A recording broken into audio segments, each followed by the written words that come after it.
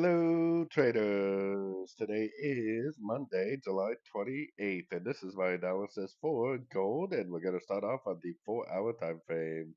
So, gold has been going down pretty strong. Like I said, I think this is likely the end of a wave B. And if it is, over the next several weeks, we should continue to make lower lows, lower highs, likely down to at least the $3,000 area, maybe even a little bit lower if this really is the end of a wave B.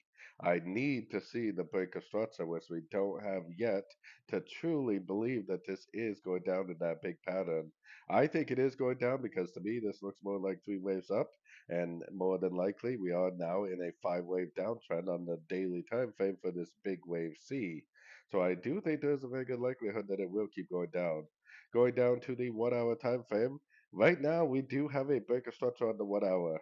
So what does that break of structure tell me? That tells me that the wave from here to here is over. One, two, three, four, five. And more than likely, if it does make a pullback, it's probably just going to be a pullback to this wave. Maybe go up to the 60 or the 50% Fibonacci and then end up continuing the downtrend. But to be honest with you, it really doesn't even have to make a pullback. I mean, it could bounce from the 38% that it's at now and continue the downtrend. I've been short on this thing since way up here, and I'm still holding, and I'm actually hoping for a bigger pullback so that way I can short it again.